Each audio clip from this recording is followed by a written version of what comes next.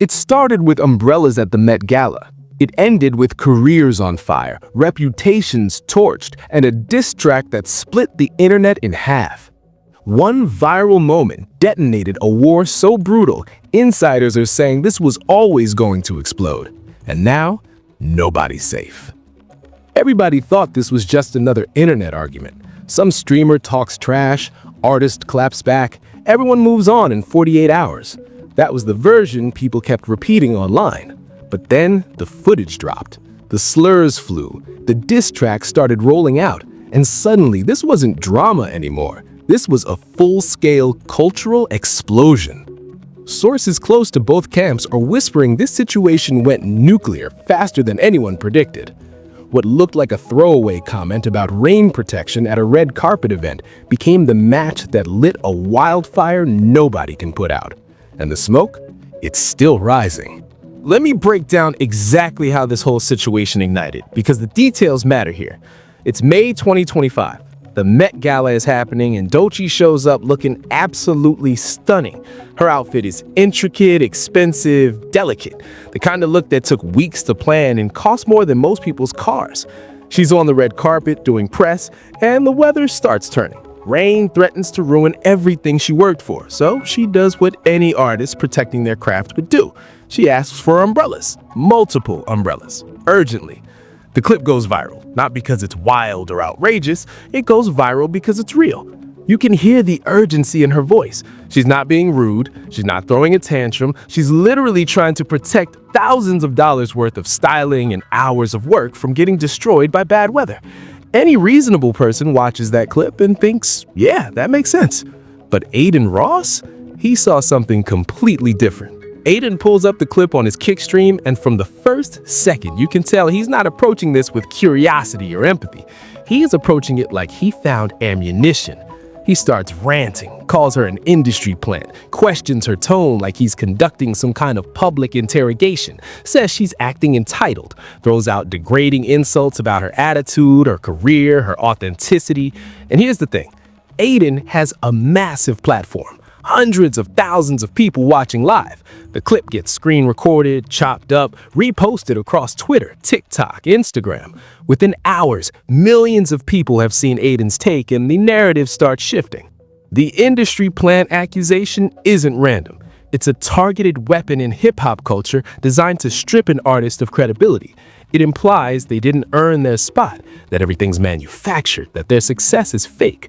For someone like Doechii, who's been grinding for years, dealing with constant scrutiny about how she rose through the ranks, this isn't just shade. This is an attack on her entire legacy. And Adin knows it. He knows what that phrase means in the culture, and he deployed it anyway. People online immediately split into camps. Some folks defended Doechii, said she had every right to protect her work, said Adin was being misogynistic and targeting her for no reason. Others sided with Adin, said she sounded demanding, that celebrities are out of touch, that she deserved to get called out. The arguments got heated. Comment sections turned into war zones. The algorithms picked up the controversy and pushed it everywhere. Then Doechii claps back, and when she does, it's surgical. She tweets something sharp, sarcastic, perfectly calibrated. God forbid a girl needs more umbrellas. It's dismissive, it's funny. It's the exact kind of response that makes Adin look ridiculous for even starting this. Her fans rally, the tweet goes mega viral. Reaction videos flood YouTube. TikTok creators duet the original clip with commentary. Everyone's picking sides, dissecting tone, analyzing body language, pulling receipts from both their pasts. But here's where things accelerate. Adin doesn't back down. Most people would see the blowback, realize they overreacted, maybe post a half apology and move on. Not Adin. He doubles down, goes live again, brings up the tweet, says she's being defensive because she knows he's right, says the response proves she's sensitive about being called an industry plant. The cycle repeats. More clips, more arguments, more people getting pulled into the chaos. Behind the scenes, people close to Doechii's camp are reportedly furious. This isn't just internet nonsense to them. This is a coordinated public attack on someone's character and career. There's talk of legal options, discussions about whether to ignore it or escalate, debates about how responding might feed the beast versus staying silent and letting people think the accusations have weight. It's a no-win situation, and everyone knows it. Meanwhile, Adin's audience eats it up. His view counts spike, clips from his streams rack up millions of impressions, controversy drives clicks, and Adin's platform grows even bigger off the chaos. Some observers start questioning whether this was always the plan. Manufacture drama with the rising artist, ride the wave of outrage, and profit off the attention. Whether that's true or not, the outcome is the same. Adin's winning in metrics, and Doechii stuck defending herself against an accusation that shouldn't have been made in the first place. And just when people think it might die down, the music drops. Now let's dig into the motive behind all this, because once you understand the context, the whole situation starts making way more sense. This isn't just random beef. There's history here. There's psychology. There's deeper currents running underneath that explain why this spiraled so fast and so violently. First, let's talk about Adin Ross and where he's at in his career. Adin built his platform on Twitch doing gaming streams, reaction content, and bringing controversial figures onto his broadcasts. He's had massive success, millions of followers, lucrative deals. But he's also faced constant criticism, accusations of enabling toxic behavior, platforming problematic people, creating content that prioritizes shock value over substance. In 2023, he got banned from Twitch and moved to Kick, a newer platform trying to compete by offering creators more freedom and fewer restrictions. The move to Kick was a big gamble. Adin lost some mainstream legitimacy. The audience on Kick is smaller, the cultural cachet isn't the same, and while Adin still pulls big numbers, there's a sense that his peak might be behind him. He's not the internet's golden boy anymore. He's controversial, polarizing, and constantly fighting to stay relevant in an ecosystem that moves fast. That kind of pressure creates a specific mindset. You start looking for moments to assert dominance, to prove you still have power, to remind people you can make things happen. Enter Doechii. She's on the opposite trajectory. Rising star, critical acclaim, cosigns from major artists. She's got a deal with Top Dog Entertainment, the same label that launched Kendrick Lamar, SZA, and Schoolboy Q. Her music blends rap, soul, and experimental sounds in ways that feel fresh. She's been building momentum steadily, and by 2025, she's positioned as one of the most exciting voices in hip-hop. But that rise hasn't been without scrutiny. People constantly question how she got her opportunities, whether she's being pushed by the label, whether her success is organic or manufactured. The industry plant accusation has followed her for a while, even though there's no real evidence to support it. So when Adin sees that Met Gala clip, he's not just seeing a random celebrity asking for umbrellas. He's seeing an opportunity, a chance to tap into existing skepticism about Doechii, a way to position himself as the guy willing to call out what others won't, a method of generating massive engagement by attacking someone who's culturally relevant but doesn't have the institutional power to fight back effectively. It's calculated. Whether Adin consciously planned it or just acted on instinct, the result is the same. He found a pressure point and pushed hard. Now, let's talk about Doechii's position. She's fighting battles on multiple fronts. As a woman in hip-hop, she faces constant scrutiny that male artists don't. Her appearance, her attitude, her tone, her authenticity, everything gets analyzed and judged.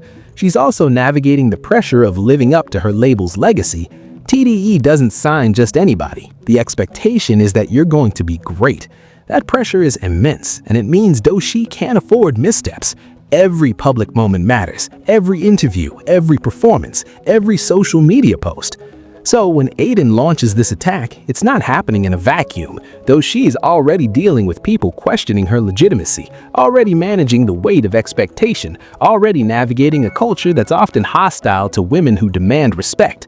And now she's got one of the biggest streamers on the internet telling hundreds of thousands of people that she's fake, entitled, and undeserving. That's not just annoying, that's damaging. It feeds into narratives that could undermine her career. It gives ammunition to critics. It forces her to spend energy defending herself instead of focusing on her art. And here's the psychological layer that makes this even more volatile. Both Adin and Doechii are at inflection points in their careers. Adin's trying to prove he's still culturally powerful after his Twitch ban. Doechii's trying to cement her status as a major artist, not just a rising one.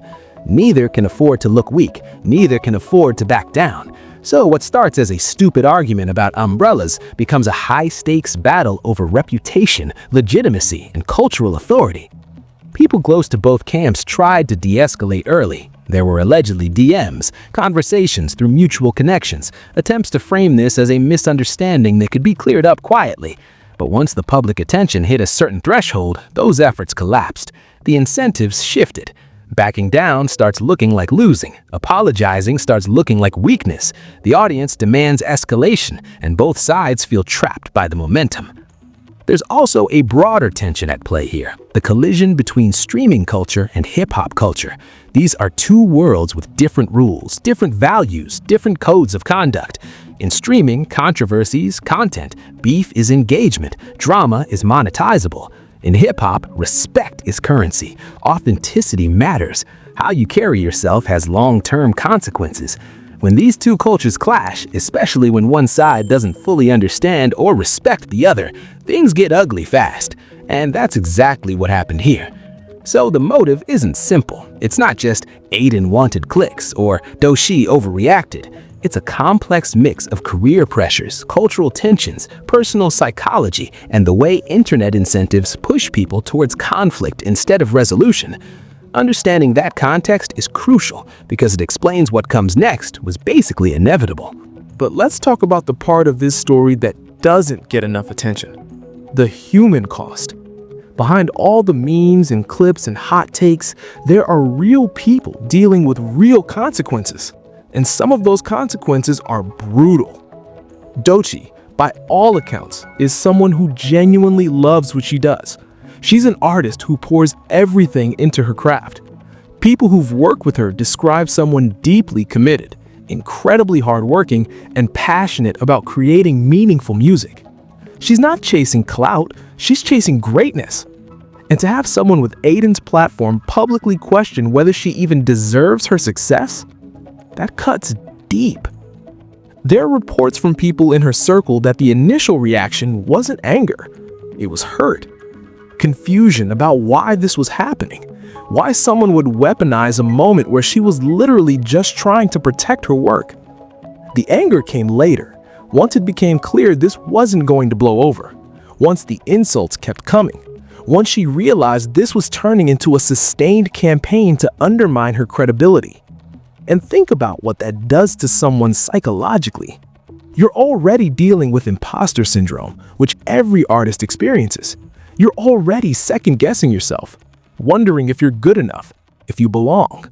And then someone with a massive audience starts amplifying those exact doubts publicly, tells millions of people that you're fake, that you didn't earn it, that you're an industry plant.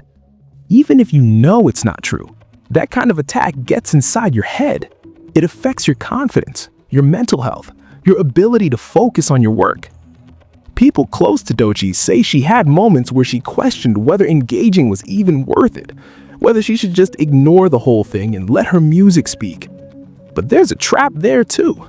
Silence can look like guilt, like you don't have a response, like maybe the accusations have some truth to them.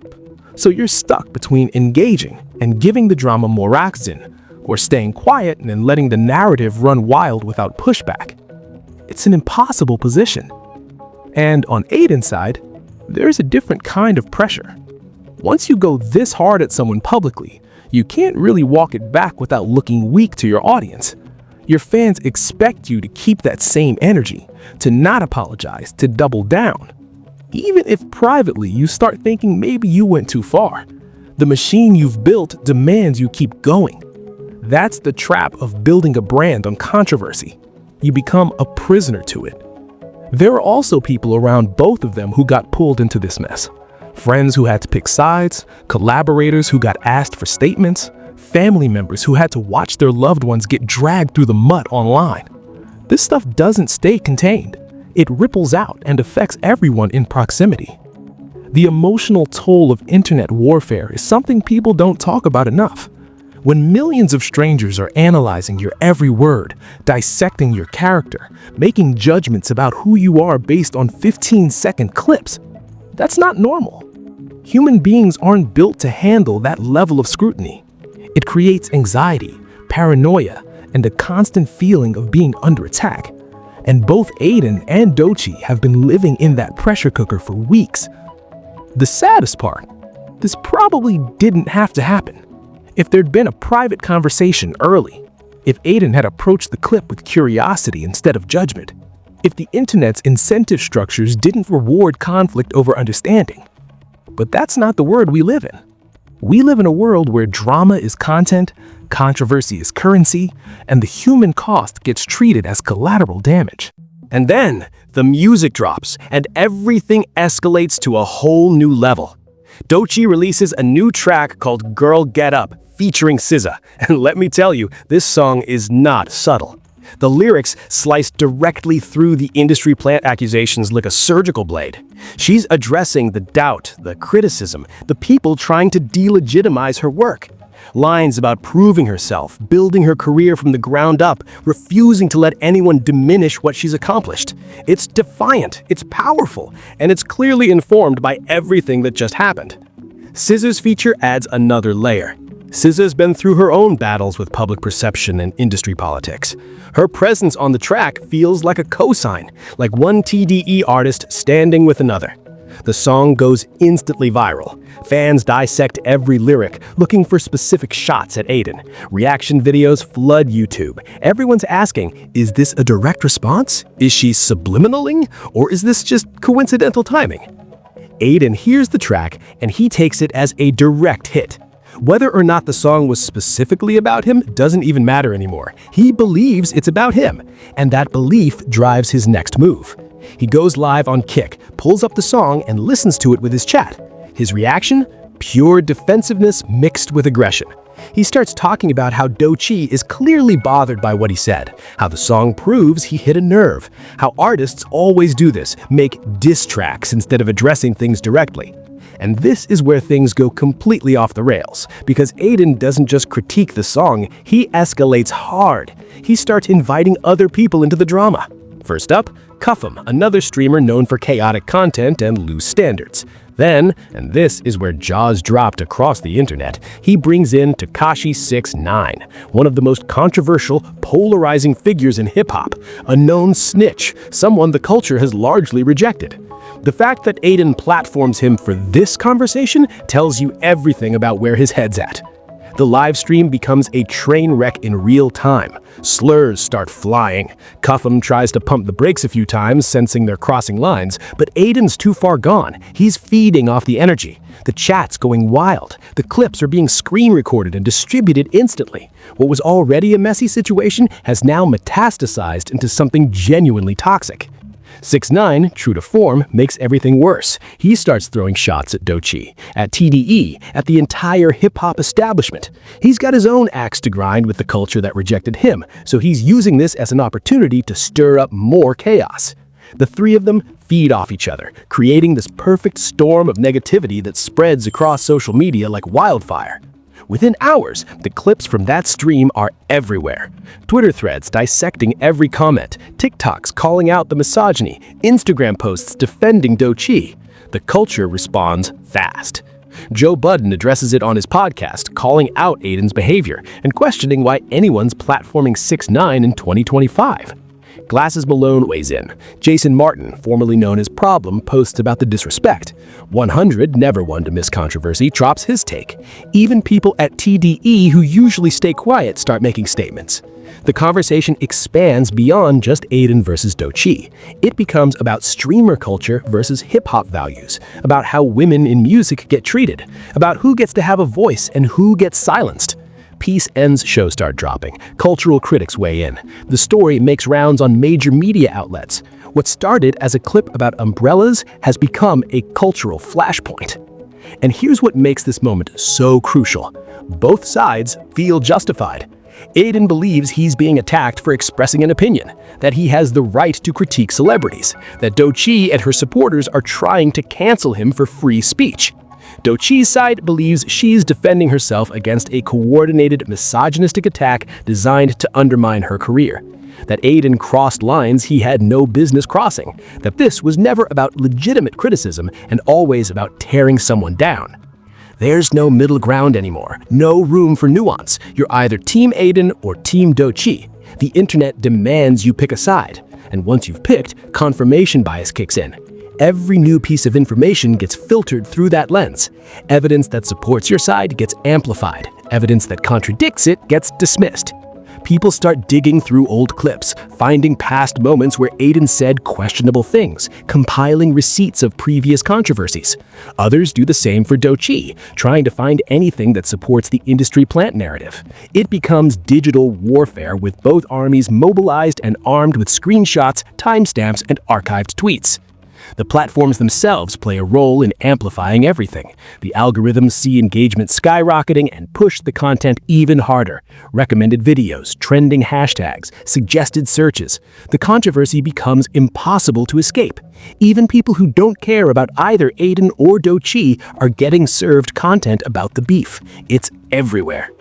And through all this, the original question, did Doechii do anything wrong by asking for umbrellas at the Met Gala? That question has been completely buried. Nobody's talking about that anymore. The conversation has evolved into something entirely different, something bigger, something that's revealing deep fault lines in how we think about celebrity, criticism, gender, power, and accountability in the digital age. Now, while all this main drama is unfolding, there are side stories and contextual layers that help paint the full picture of just how massive this situation became. Because it wasn't just Adin and Doechii at this point. The whole internet ecosystem got involved, and everyone had something to say. Let's start with the think pieces. Major publications started covering this, and not just entertainment gossip sites. Cultural critics at respected outlets began writing analysis pieces about what this conflict represents, essays about misogynoir in digital spaces, articles examining how streaming platforms create different incentive structures than traditional media, deep dives into the industry plant accusation as a tool of gatekeeping. This wasn't just drama anymore. It had become a case study. Academic types on Twitter started threading about parasocial relationships and how they fuel these kinds of conflicts. Media scholars talked about platform architecture and how it rewards controversy. Sociologists weighed in on gender dynamics. The situation became bigger than itself, a symbol of broader tensions in internet culture. Meanwhile, other artists started choosing sides publicly. Some rappers posted cryptic tweets that fans interpreted as support for Doechii. A few streamers defended Adin, saying people were overreacting. Most stayed silent, recognizing this was a minefield nobody wanted to walk into. But the silence itself became a statement. People started making lists of who spoke up and who didn't, questioning what that silence meant. Brand partnerships became a factor too. Companies that had deals with either Adin or Doechii reportedly had internal discussions about whether to address the situation. Some brands quietly distanced themselves, removing promotional content or delaying campaigns. Others stood firm, releasing statements about supporting their partners. Every move got scrutinized, every decision analyzed for hidden meaning. There were also the conspiracy theories. Online detectives convinced themselves this whole thing was manufactured, that Adin and Doechii had secretly planned it for mutual publicity, that their management teams orchestrated everything behind the scenes. People pointed to the timing of Doechii's song release as too convenient. Others noted how Adin's view counts spiked as proof he benefited too much for this to be organic. These theories spread despite having zero actual evidence, because people want to believe there's a puppet master pulling strings. The idea that chaos can be random and organic is somehow less satisfying than conspiracy. Fan communities went to war. Doechii's fans organized mass reporting campaigns against Adin's content. Adin's fans flooded Doechii's comments with spam and hate. Both sides created burner accounts to avoid retaliation. The digital trenches got deep. Moderators in various communities struggled to keep up with the volume of rule-breaking content. Discord servers split apart over the drama. Friends groups had falling outs. It sounds dramatic, but this stuff genuinely affected real relationships. Some creators saw the engagement numbers and jumped in purely for clout. Reaction channels that had never mentioned either Adin or Doechii suddenly had strong opinions they needed to share. Commentary YouTubers pumped out multiple videos per day, riding the algorithm wave. TikTokers made hundreds of duets. Everyone wanted a piece of the entertainment economy this beef was generating. The discourse became so saturated that people started making meta content about the saturation, joking about how you couldn't escape it. Then there were the mediators. Self-appointed internet diplomats trying to both sides the situation. Can't we all just get along? Types posting threads about how everyone's overreacting. These takes typically got dragged by both sides, because in a polarized environment, centrism just makes everyone mad. You're either with us or against us. There's no neutral. Old beef got dredged up too. People remembered past controversies involving both parties. Receipts from years ago resurfaced. Suddenly, this wasn't just about the Met Gala moment, it was about everything either of them had ever done. The scope kept expanding, the web of connections growing more tangled. Every new piece of context spawned another dozen arguments. And throughout all of this, the real story, the actual sequence of events, what was said, what was meant, what actually happened, that story got more and more obscured, buried under layers of interpretation, speculation, and motivated reasoning. People stopped caring about truth and started caring about winning, about being right, about proving the other side wrong. The original incident became almost irrelevant compared to the war it sparked. So what does all this actually mean? Because this story isn't just about two people beefing online. It's revealing something deeper about the cultural moment we're living through right now, and those implications matter. First, there's the collision between streaming culture and traditional entertainment industries. Streamers operate in an ecosystem where controversy equals content, where saying shocking things drives clips, where beef generates views. That's the economic model. But when streamers apply that logic to artists in other fields, especially hip-hop, which has its own codes and consequences, things break down. The rules don't translate. What's acceptable on a kick stream is career-ending in rap. This clash is only going to get more common as these worlds overlap. Second, there's the gender dimension that can't be ignored. Would Adin have gone this hard at a male artist for asking for umbrellas? The question matters.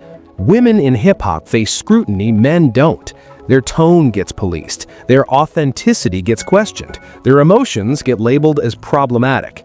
This situation is a textbook example of how that double standard operates, and the fact that it played out so publicly means we have to reckon with it.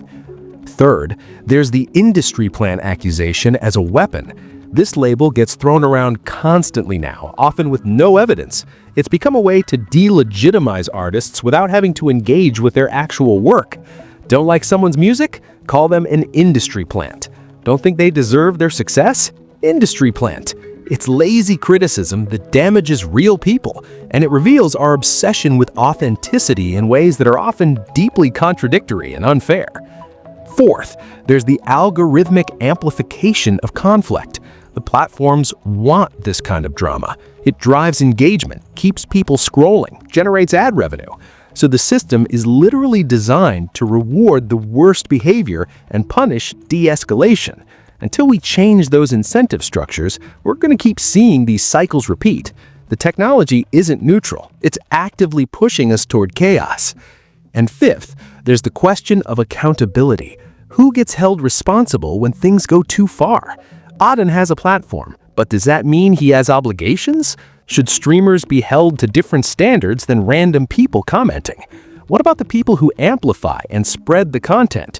Where does responsibility lie in a distributed system where everyone's participating? These aren't easy questions, but this situation forces us to ask them. And finally, there's the human cost we keep ignoring. Behind every viral moment, there are people whose mental health, careers, and lives get affected. We treat it all like entertainment, but the consequences are real. The stress, the anxiety, the damage to reputation, the impact on future opportunities. We've normalized a level of public cruelty that would have been unthinkable 20 years ago, and we need to interrogate whether that's the kind of culture we actually want to create. This Adin versus Doechii situation is a mirror showing us who we are right now, how we consume content, how we treat public figures, how we think about power and gender and authenticity. And honestly, the reflection isn't pretty. The question is whether we're willing to look at it honestly and change, or whether we just move on to the next drama and repeat the same patterns. And then comes the moment everyone saw coming but hoped wouldn't happen. Adin decides it's time to really escalate, time to make this permanent, time to go into the booth. The track is called Bacon, and if you know anything about hip-hop diss track culture, you know that once someone who isn't a rapper decides to make a diss record, it's either going to be legendary or a complete disaster. Spoiler alert, this was a disaster, but a disaster with consequences. Adin recruits Cuffem and 6ix9ine for the track, and look, from a rap perspective, this is amateur hour. The bars are weak, the flow is clumsy, it sounds exactly like what it is, streamers trying to play rapper. But here's the thing, quality doesn't matter when you've got a massive platform to push content. Bacon drops and immediately gets millions of plays, not because it's good, but because people are curious, because the controversy drives clicks, because the algorithm sees engagement and promotes it. The lyrics take shots at Doechii, shots at TDE, shots at pretty much everyone who criticized Adin throughout this whole saga. It's messy, unfocused, and crosses lines that even some of Adin's own fans thought were too far. But it's out there now. Can't take it back. The diss track is permanent. It's in the culture. And that means the beef just became official in a way it wasn't before. Insiders are saying this move was less about actually making music and more about proving power, about showing that Adin can mobilize quickly, recruit allies, create content that gets attention, and refuse to back down. It's a flex, a statement that he's not intimidated by the backlash or the criticism, that he's willing to go further than people expected. But here's where the speculation gets interesting. There are rumors, and these are just rumors, so take them with appropriate skepticism, that behind the scenes, people are panicking, that phone calls were made, that label executives, management teams, and PR people have been working overtime trying to contain the damage. Allegedly, there were attempts to prevent Bacon from dropping, conversations about legal action, negotiations that fell apart. None of this is confirmed, but multiple sources in the industry have hinted that this situation is worse than what's visible publicly. There's also talk that this could have professional consequences beyond just reputation, that brands are reviewing contracts, that opportunities are being quietly pulled, that both sides might be dealing with fallout that hasn't become public yet. Again, speculation, but when this many people start whispering similar things, there's usually some truth underneath. The big question now is, what's next? Does this keep escalating until something genuinely dangerous happens? Does someone eventually back down? Do lawyers get involved? Does the attention cycle simply move on to the next drama and leave this one's a fade? Nobody knows, but the fact that we're even asking these questions shows how far this has gone. Some people close to the situation are reportedly advocating for a private resolution. Quiet conversations, mutual statements that end the beef without either side losing face. But others believe that ship has sailed, that too much has been said, too much damage done, that the only way forward is through more conflict until one side decisively wins, or both sides are too exhausted to continue. What's certain is that this moment will have long-term ripples for Adin's reputation in hip-hop circles, for Doechii's relationship with certain parts of internet culture, for how future conflicts between streamers and artists play out. This wasn't just beef, this was a precedent being set, and everyone's watching to see what the outcome teaches them about where the boundaries are. And that's where we are right now. The smoke hasn't cleared, the story hasn't ended. We're in the middle of something that's still actively unfolding, and nobody knows exactly where it's headed next. What started as a viral clip about umbrellas at the Met Gala has exploded into one of the most intense celebrity conflicts of 2025. Reputations have been damaged, lines have been crossed, alliances have been tested, and the culture is still processing what this all means and what comes next. Both Adin and Doechii are at crossroads. Their next moves will define how this chapter of their careers is remembered. Do they keep fighting? Do they find a way to de-escalate? Do outside forces intervene? The options are all still on the table, and the stakes couldn't be higher. For everyone watching, this has become more than just entertainment. It's a case study in modern celebrity culture, and how platforms shape behavior, and how gender and power intersect online, and what happens when different cultural worlds collide without translation or understanding. We're all learning something from this, whether we realize it or not. The broader conversation this sparked about streamer responsibility, industry plant accusations, misogyny in digital spaces, and algorithmic amplification, those conversations matter. They're going to continue long after this specific beef fades, because the issues underneath aren't going anywhere. The next conflict is already brewing somewhere. The patterns will repeat unless something fundamental changes. So, what do you think happens next? Does Adin back down, or does he double down again? Does Doechii respond with another track, or does she let her work speak? Do they eventually squash the beef, or does this become a permanent part of both their stories? Drop your predictions in the comments, because honestly, at this point, anything's possible. Make sure you like this video if you made it this far. Subscribe and turn on notifications, because this story is absolutely not over. More developments are coming, more information is going to surface, and when it does, we'll be here breaking it all down. Thanks for watching. Thanks for engaging. Thanks for being part of the conversation.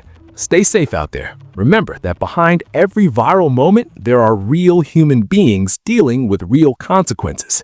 And whatever happens next in this saga, we'll be here to cover it. Until next time.